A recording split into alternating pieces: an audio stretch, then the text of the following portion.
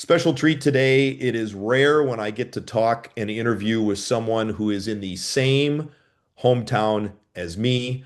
He is the pride of Franklin, Wisconsin, although I think Mark Martin, for the couple of years that he lived in the town of Franklin, city of Franklin, would maybe argue with that.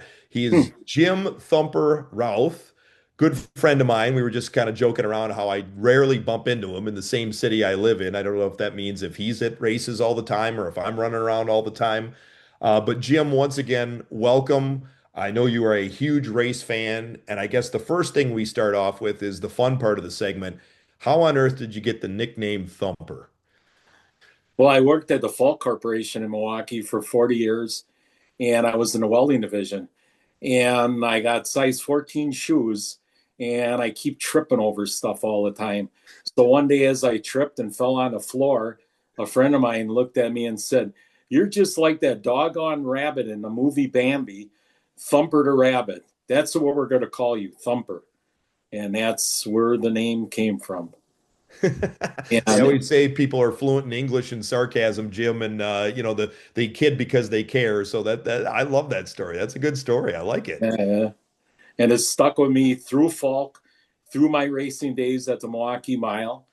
I was a rear tire changer for Paul Fellner, and that's where I got to meet Alan.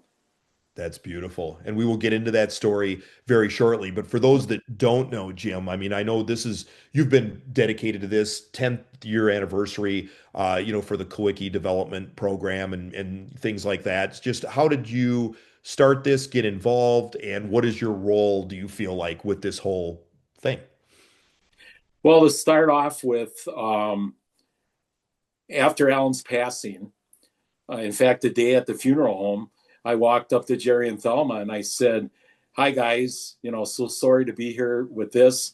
And do you remember me?" And my hair used to be dark brown and long, like everybody did in the 70s.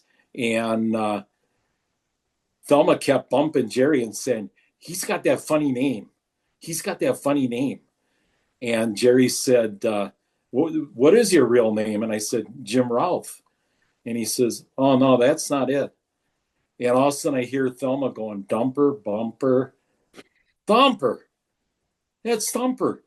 Wow, look at his hair. It's all gray." I went, "Yeah, that happens when you get old." So from that time on, I stayed much closer with Jerry and Thelma than my race car days at the Milwaukee Mile. Um, and that's where I met Alan back in the day. Um, like I say, I would for Paul Fellner. Jerry was building engines for Norm Nelson, and I knew of Jerry Kulwicki. He was the king of the Hemis. I mean, he was. All the years I knew him, I think they lost one motor, and that was due to a camshaft. So we were running a '69 Super B with Paul Fellner, and so I was always going down there and talking about carburation and timing and everything else. So Paul and Joni had two daughters, 14 and 15. And there was this kid hanging around by us all the time.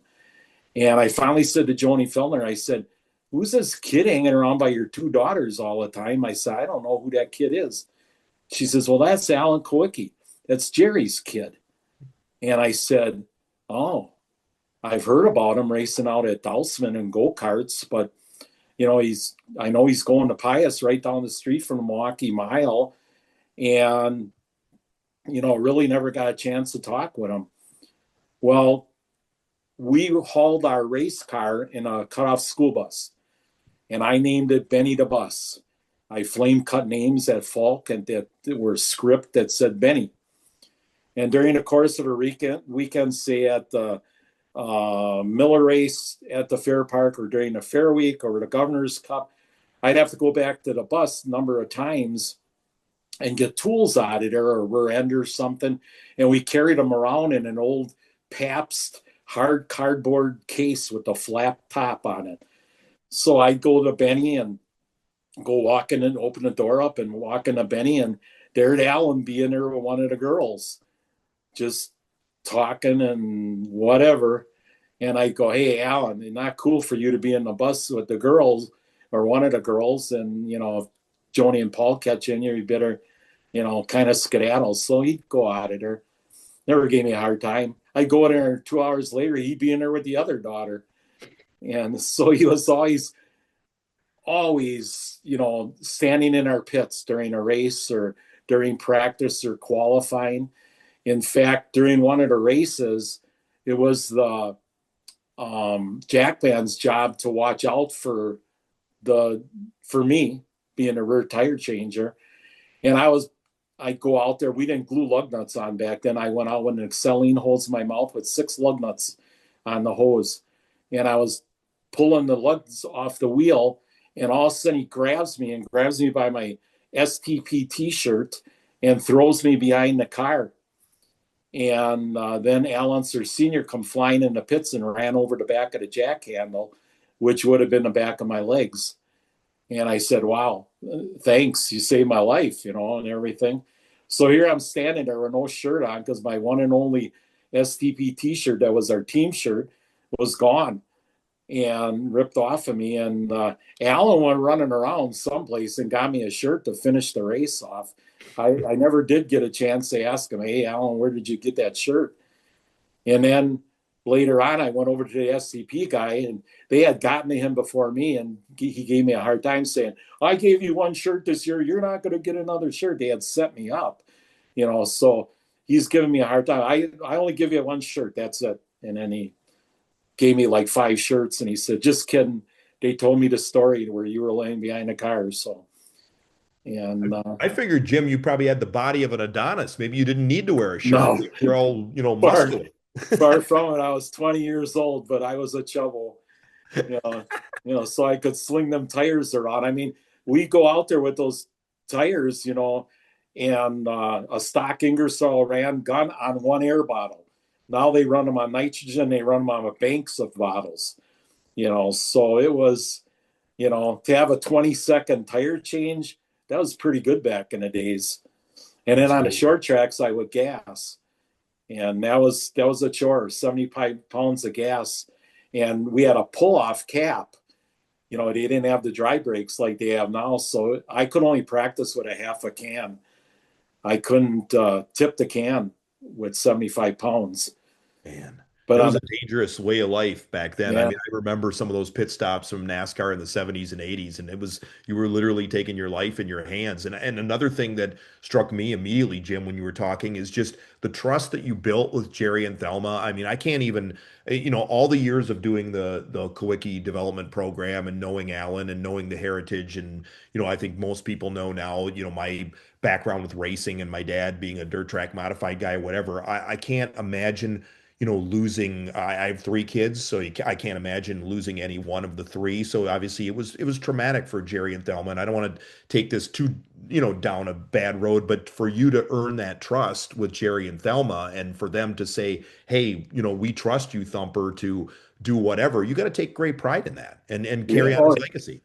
yeah, because when Jerry was still alive, he'd bring stuff home from Charlotte all the time from Alan's team. One time he calls me up and he goes, Thumper, this is Jerry. You better get your butt over here. I got the gold car home. I got the Goodyear car home. And he says, I want to show you this thing. I'm going to put it in your hands. So my wife and I were running over there. They were, only 15 minutes away, and went over there, and he did that. He took it out of the case and he set it in my hands, and I was shaking. And when he passed away, it was almost like a member of my family passing away. He passed away down in Charlotte and everything. And Thelma went to live with her one son from her first marriage out in North Dakota during that time. And my wife and I would always go into West Dallas or be driving around, and we'd stop and say, we got to see if Thelma's home. We got to see if Thelma's home. One day we pull up in the driveway, and there's Jerry's Lincoln sitting there. And I went, they must have just got back. So I didn't know who was driving the car, if Thelma drove it back or what. So I go up and I knock on the door, and it was Thelma's niece, Jewel, that answered the door. And she didn't know me from Adam. And she says, well, who are you? And I said, my name is Jim Rauth. Thelma calls me Thumper. Well, Thelma heard me say Thumper, and she goes, Thumper, Thumper, come on in. you and Pat come on in. So we went in and talked with her. So from that point on, Jewel lived with her for quite a long time when she was getting settled, and very much in love with Jerry yet, and missing Jerry every day. And her health started sliding after a while. She liked McDonald's hamburgers, and she liked Kentucky Fried Chicken. So she'd call me up and say, "Hey, come on over, you guys. Oh yeah, bring me a hamburger." And we'd go over there and we'd stay all afternoon and we'd sit there and talk with her. And she reminded me very much of my mother. Even though she was not Alan's real mother, she reminded me of my mother and everybody's mother. She was just such a sweetheart of a lady. So around that time, she had gotten together with Jan Beatty, who was their money lady down in Charlotte, who's also on our board and everything, and with Mark Horn, the lawyer. And they had decided to put a scholarship in play at UNCC, University of North Carolina, Charlotte, for a little over $1 million. And then they did the one at UWM for a little bit under $1 million. So she was always, I'd go over there and we'd be talking and she'd find something of Alan's. Like one day she found a couple of his short track uniforms, his driver's uniforms. And, she was showing me this, and she'd be crying and I'd be hugging her and saying, "Come on, Thelma, let's talk about good times and everything. And let's talk about Alan and the funny stuff, and everything." Cause, he was a pretty persnickety guy, when it came to building his race cars and everything like that. And she would constantly say to me, "Thumper, Alan's estate is worth quite a bit of money, and everything. And can you think of anything else to do with Alan's money?" And I would go, "Gee whiz, I don't know." And she would ask me that almost every time she'd see me. And it was sometimes once a week, sometimes twice a week, in the nicer weather and everything like that. So that one day I stood there, I said, "Thelma, I've never asked you for any money, have I?" She says, "No, you won't even let me pay for the hamburgers." Mhm. And I said, "No, because you're my mom, And so I said to her, I said, "Well, I had this idea about going out to Slinger. If I'd ask you for $1,000 cash, and I'd go out to Slinger with this $1,000 in small bills, and I'd put all the race car drivers' names in a hat, and gradually pull their names out and say, okay, tonight I'm going to buy you 2 race tires. I'm going to buy you fuel for your rig. I'm going to buy you fuel for your race car until the money's all gone." And she says, "Wow, that's really a neat idea. You got to write all that stuff down on a piece of paper." So next time I went there, I had a bunch of the stuff written on a piece of paper. And she looked at me and she says, "Well, that's not enough." She says, "You got to write more stuff on there." So I sat there that afternoon as we were talking with her, and I wrote more stuff and gave it to her. Unbeknownst to me, never thinking of this at all, that she would turn that paperwork over to Mark Horn, the lawyer, and Jan Beatty. So she calls me over to her house that one day and she says, "I got some special people I want you to meet here." So my wife and I went over there and we walk in, and that was the first time I met Jan and Mark, and said, "Hi, how's it going?" And everything. And all of a sudden, and both Jan and Mark knew nothing about racing. I mean, Mark, nothing. And Jan just a little bit, from being around Thelma. And so he pulls out his laptop and he put together a PowerPoint program called the Kulwicki Program. And everything that I had written down on the pieces of paper, he had on layers of pages. I think he had like 5 pages or 7 pages with all this stuff on there.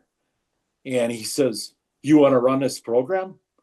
And I go, "Holy mackerel." I said, "Are you talking about at Slinger? Doing this at Slinger?" He says, "Oh, no, no, no, no. All over the United States, maybe Canada." And I'm going, wow. I don't know if, I don't know anybody in NASCAR. I know Bobby Allison and stuff from the mile, and this and that. And, the guys from the mile that I knew, including Mark, and everything. And I went, wow, I don't know. And after Alan passed away, through snail mail, I had communicated with T.R. Roberts, quite a bit because he wrote an article in Stock Car Racing magazine, and I had read the article and I thought it was just a tremendously written article. And so I got his phone number and I would call him up and talk about this and that. Well, when Mark was kind of pressuring me, he says, "Well, go home and think about this and give me a call in a few days what you'd like to do with this program and everything." And I went, okay. So then I decided that, maybe talk with TR, have Mark talk with TR and present the program to him and see if he would want to do it. And well, he did that, and Tom kind of jumped at the chance to do that in Alan's name. And of course, it was, and from my aspect of after Jerry passed away and the relationship we had, it was simply about keeping Alan's memory alive. I wanted people to remember this local kid that made it big, went to school like his dad told him, because when we would give him heck at the Milwaukee Mile, he'd say, "Well, I got to finish school and I got to go to college. And if I start racing in between there, you know, it'll be what it is. But, my dad wants me to go on to college and get a degree." So, you know, when it came around to this whole deal and talking with TR and everything, and TR jumped at it, and it became, KDDP is what it became. Unbeknownst to me, I never asked to be involved. I never asked anything else from that point on. But when they announced the voters, and the board members at that time, my name was on the list of voters. And I said, "Thelma, why did you put my name on that list?" And she says, "Because it was your idea. Mm. You were the one that presented all these things to me, and you've been so good to me.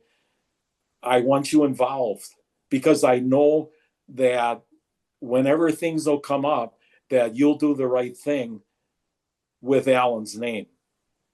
So, that little idea, I always call my dumb little idea that I presented to Thelma about going out to Slinger, is what KDD became and is and continues to magnify, especially with the team members being so involved with the program now.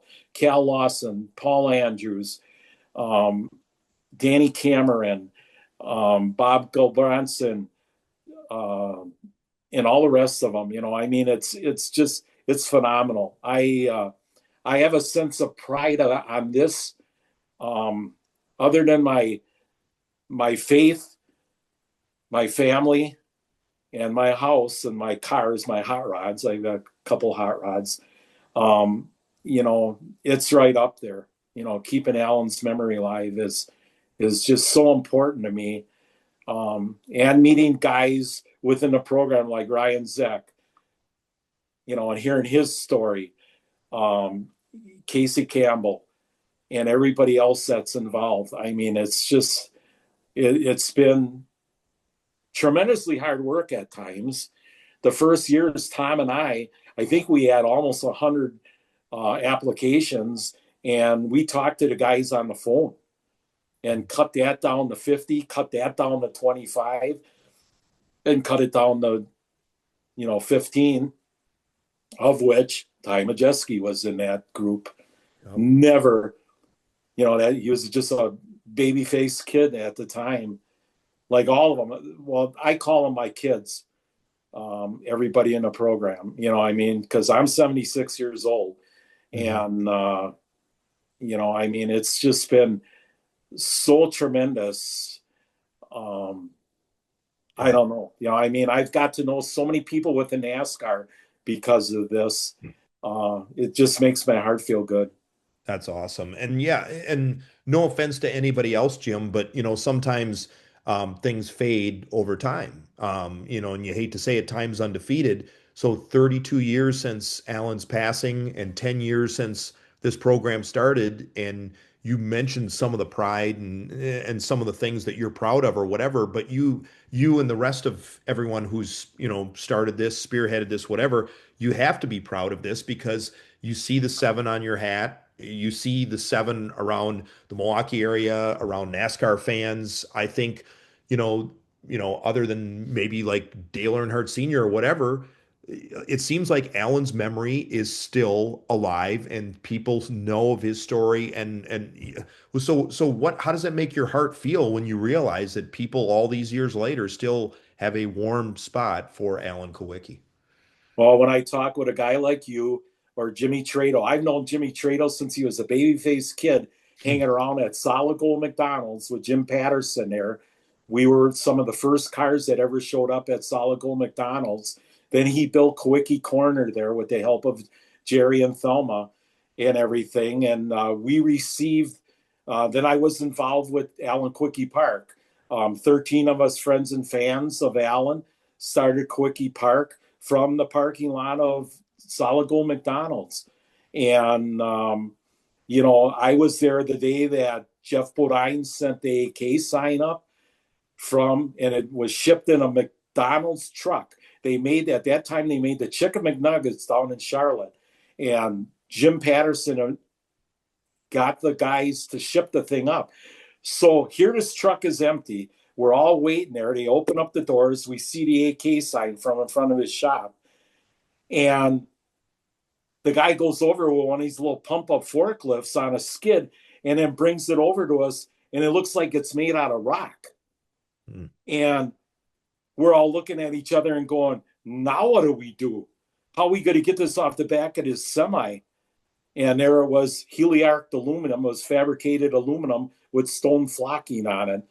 And two of us lifted off the back of the tailgate and set it on the ground. And Jerry and Thelma were right there with us when we did that. So it was, there's guys that I run in all the time that I haven't seen for years. And the first thing that comes up is Alan's name. And even when I quit USAC, because you did it for nothing. It was a thing to do. You got to meet all these people, but I almost lost my job at Falk and almost lost my family because of traveling so much. So my buddies and we built a Sportsman and we raced at Hales Corners in Cedarburg. So guess what? Guess who shows up at Cedarburg one night without a crew? Alan Kulwicki. So we're working on our Sportsman and we're trying to get that thing ready for the Sportsman feature. And Alan says, hey, Thumper, can you guys come over when you're done here and come over and help me out? My guys didn't show up tonight. And I said, yeah, not a problem. As soon as we get this thing done and we get out on the racetrack and Charlie can drive the car and we're done, we're over by you, whatever you need us to do. You're the boss. You tell us what to do. So he did that a number of times. And then when he went ASA racing, I'd see him here and there, but it was, hi, Alan, how's it going? And everything and that. And especially when he went down to NASCAR, kind of really lost track of him. We go to the races, but I would never go and see him before a race. Mm-hmm. He was just so, focused and everything on getting that car ready with a small team that we go and see him after the race and have a beer with him or something. Or like when we go out to Phoenix, there was always a Wisconsin party at a hotel out there. And like the night before the race, Dick Trickle would show up with a PBR in his hand and a cigarette in his mouth and be talking with us like crazy. Alan would come walking in and be there 15 minutes with a Diet Coke in his hand. And then he was gone, All So, business. I love it. Oh, that's so good. And what do you think Alan would think of all this today? And I'm sure he'd give you a little bit of grief because knowing Alan, like you said, oh, he yeah. was very particular about certain things. But ultimately, what would he think of 10 years of this program and just what you've done and what everybody's done to keep things going? Yeah, I've told Jim Trado this story. And then Danny Cameron, when I met Danny Cameron over at Paulie's that one evening, not long ago, I said, I was born and raised Catholic. So wherever we go after we pass, I don't want to be walking around there and have somebody like Alan tap me on the shoulder and say, hey, why did you do this with that program? Or why didn't you do that with this program? Because I know Alan, he'd be the first guy to say, well, it's a good program, but, so that always has been very much on my mind. Um, but you know, the whole deal with Thelma was my mom was passed by then, and it was such a special relationship with her, and what that relationship became, and then what she did with the program, with seeding it with the first million and everything, and we had the press release at Charlotte Motor Speedway, and at that time, I got to meet Paul. I had met Paul 2 years before there. We went down there on vacation, and he was crew chief for Jeremy Mayfield. And I got a session with him through his secretary. So I got to talk with Paul. And him and I have very similar outtakes of our time. Myself with being with a young Alan Kulwicki, and Paul being with the professional Alan Kulwicki. And funny stories on both sides of the fence with that. But it's just something that I never imagined. I did not go into the relationship with Jerry and Thelma. I wanted to be there for them because they lost their son. And Thelma, even though that wasn't her real son, she treated him as her real son. And I wanted, that to continue. And I wanted to have them tell me stories about the Alan that I missed, from being older and, being so much more accomplished. So, he helped us put this displays together at Alan Kulwicki Park. Jerry did. And Jerry had his own stories with being a chief engine builder for a factory supported team, being Norm Nelson's from Chrysler Corporation with the Plymouth division. Wow, his stories were unbelievable too back in the days. So being able to, nurture that relationship, and unfortunately he died, much faster than I thought he would, when he passed away after Alan. And then Thelma was left on her own, but thank God she had Jewel. And here's a funny story with the Jewel deal. We got her a necklace so she'd wear it at night, and if she had a problem, she could push that button and somebody would come and see her. Well, my phone number was on that list. So 2 times I get a call in the middle of the night saying, Thelma Kulwicki's alarm went off. You better go over there. We're sending somebody over there. Never asked her for a key to her house. Never thought of that. So I go to the door, knock on the door, and Thelma comes to the door, putting her robe on, saying, Thumper, what the heck are you doing here? It's 2 o'clock in the morning. So that happened twice. So that was a kind of comic relief deal that we always talked about. And we had to tell Jewel about, this story eventually too, and everything. But, and, the first year, she was alive the first year of the program. And I'm trying to think of the fellow's name now. Steve Apel wrapped his car in the 97 colors with WLPX on it and brought the car over and parked it in front of her house. And I had to hold on to her literally. She was physically slipping very fast at that time. And I held on to her, and she just said, man, that is so cool.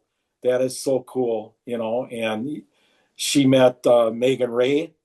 I had Megan Ray come to town and visit with Thelma, and then Steve Apel. So, memories that I cherish as much as with my own mother and dad, with Thelma and Jerry. It's so neat. Well, Jim, thank you for the stories today. I know we could go on and on and on, but you should Right. be honored and privileged that you knew Jerry, you knew Thelma, you knew Alan, and that you've done wonderful work in the 10 years of this program. You mentioned Ty Majeski. I don't want to go into naming names or whatever, but you've helped so many racers along the way with your idea, your seeds, so to speak, that it just, like you planted the seed and it germinated, and now look what it is today. So congratulations, my friend. Yeah, I've been so nervous all day to talk with you because I followed your career forever and love your sports reporting. Well, So thank you. I couldn't when Casey said to me, "Who do you want to interview you?" I said one guy, and that's Lance Allen. I appreciate that, but the only thing you should be nervous about is if I start asking you for money, my friend. So don't don't give me your address. Well, thanks for the time, Jim, today. It was great going down memory road. I appreciate it. You bet. All right, Jim Thumper Rauth. How about that for a great story? The Kulwicki Driver Development Program, how it got started, and just all the history behind it. Thanks for watching, everyone.